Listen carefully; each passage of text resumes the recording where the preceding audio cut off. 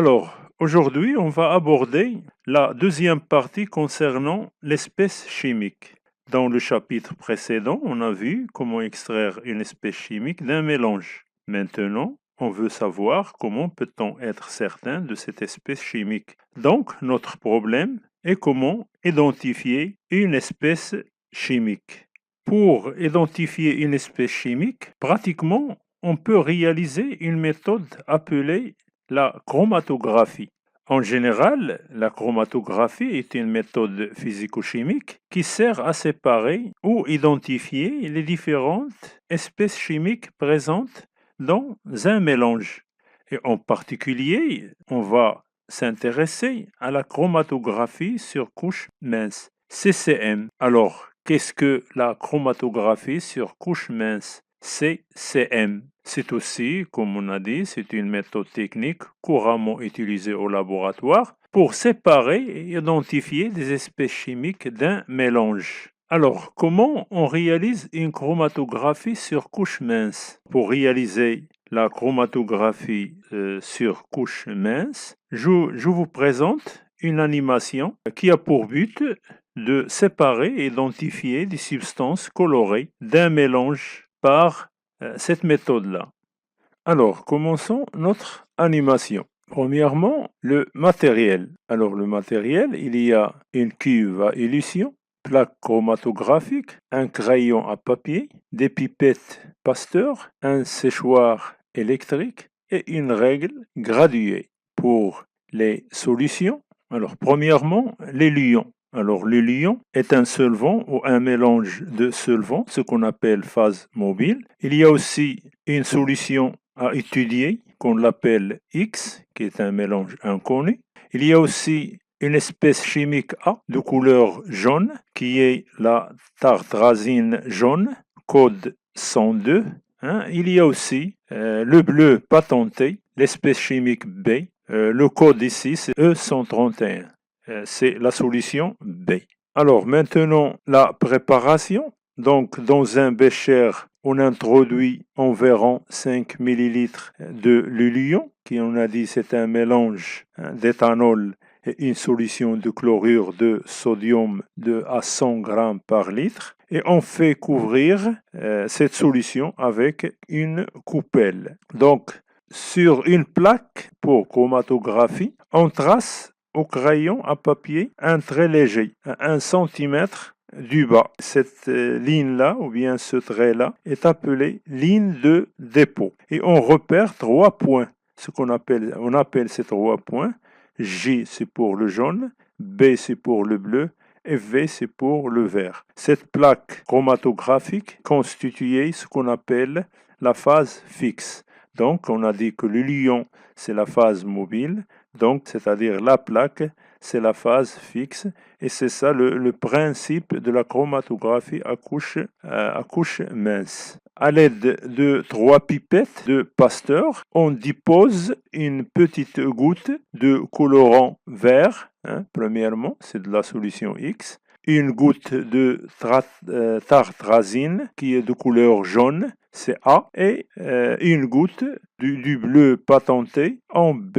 Et on introduit la plaque dans le bécher sans qu'elle se touche les parois. On renferme le bécher avec la coupelle. On laisse l'ensemble s'évoluer jusqu'à ce que le lion soit à 5 mm du bas supérieur de la plaque. On fait sortir la plaque en le séchant, puis on repère au crayon le niveau atteint par le lion. Ce niveau-là est appelé le front de solvant. Alors, qu'est-ce qu'on observe ici?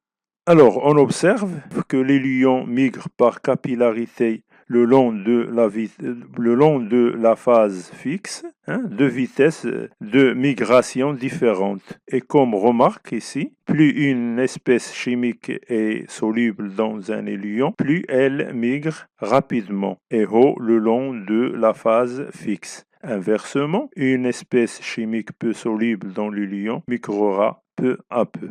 On observe aussi que les distances parcourues par les deux espèces colorées sont différentes. La distance parcourue par des espèces de même couleur est la même, hein. Par exemple, ici le jaune, ici le bleu, hein, est la même. Donc ici, dépôt avant l'élution et après l'élution. Verticalement, la substance X présente deux taches après élution. C'est un mélange de au moins deux constituants. Hein, c'est un mélange de moins de constituants. On observe aussi que l'espèce A et l'espèce B, hein, sont pures car ils présentent qu'une seule tache. Donc les espèces A, ils ne présentent qu'une seule tache.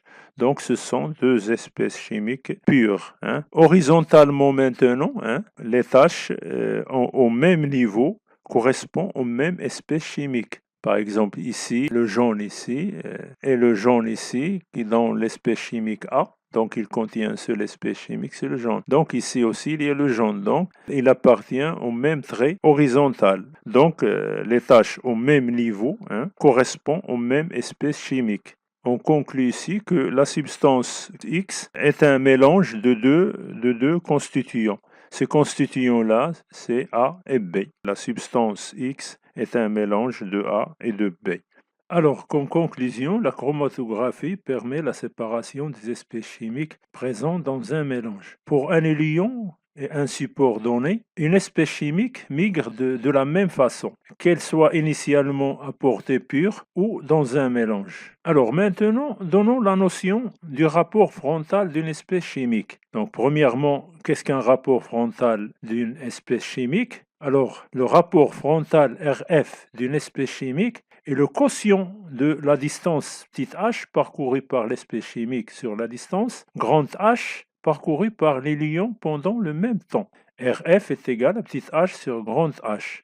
Ces distances sont mesurées depuis le trait de dépôt. Alors, comment peut-on déterminer le rapport frontal d'une espèce chimique?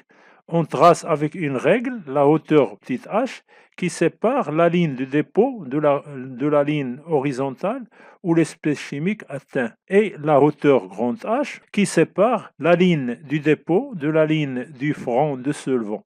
Grande H et petite h s'expriment par la même unité. Alors, pratiquement, on commence par le calcul de grande H. On mesure la distance parcourue par le front de l'élion. Puis, on calcule le rapport frontal de l'espèce chimique A en mesurant la distance parcourue par cette espèce chimique. De la même façon aussi, on calcule le rapport frontal de l'espèce chimique B, CHB. On remarque bien le rapport frontal de chaque espèce chimique contenu dans la solution X, hein, contenu dans la solution X, et ces deux rapports frontaux. Ça, c'est HA, c'est le même que HA. Et ça, c'est le même que HB. C'est-à-dire le rapport frontal de A est égal à HA sur grand H. Et le rapport frontal de B est égal à HB sur grand H. Donc, ce qui prouve ici que la solution ici, X contient c'est-à-dire deux échantillons de référence A et B. C'est-à-dire que la solution contient A et B qui est un mélange.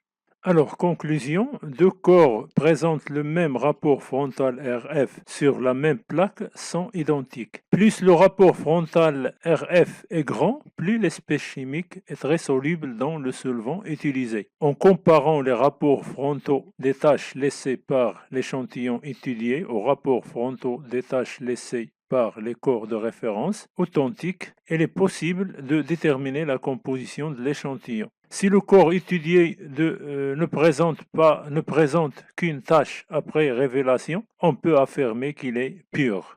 Alors maintenant, une remarque très importante, la révélation du chromatogramme. Qu'est-ce que c'est que la révélation de chromatogramme? La révélation de chromatogramme nous permet de faire apparaître les différentes tâches. Alors si on observe directement, alors on va opérer comme on a fait avant, c'est-à-dire on va étudier le chromatogramme directement.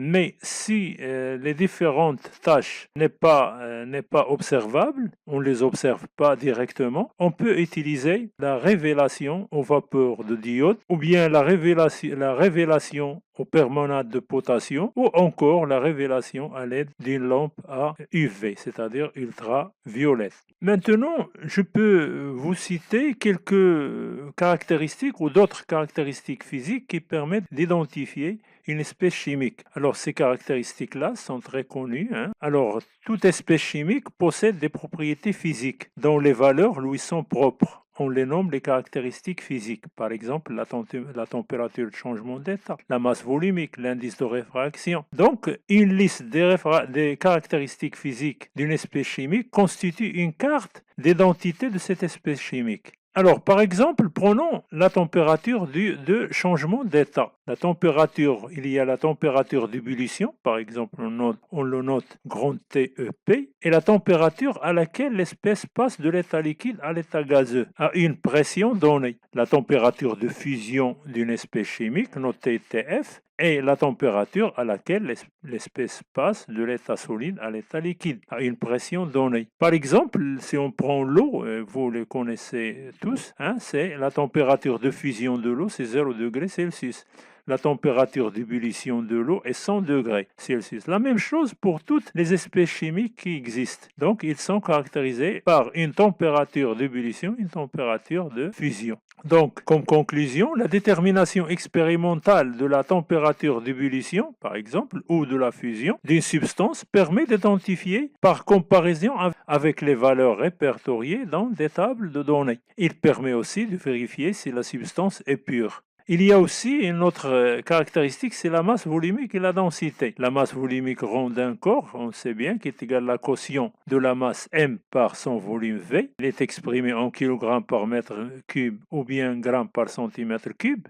Il y a aussi une relation entre la masse volumique et la densité. On définit la densité d'un solide ou d'un liquide par rapport à l'eau comme le quotient de la masse m d'un volume V de ce corps par la masse m0 d'un même volume d'eau, c'est-à-dire D est égal à m sur m0. Et puisque m est égal à rond V, m0 est égal à rond de l'eau fois V, alors qu'on a D est égal à rond sur rond de l'eau. Alors maintenant, la dernière caractéristique, c'est la solubilité. Alors la connaissance de la solubilité est nécessaire pour le choix d'un solvant d'extraction ou d'un éluant de chromatographie, mais elle n'est pas utilisée pour identifier une espèce chimique. Je donne ici un exemple de la solubilité du chlorure de sodium dans l'eau à 20 degrés Celsius. Il est à 360 grammes par litre. Et merci, et à la prochaine vidéo, Inch'Allah.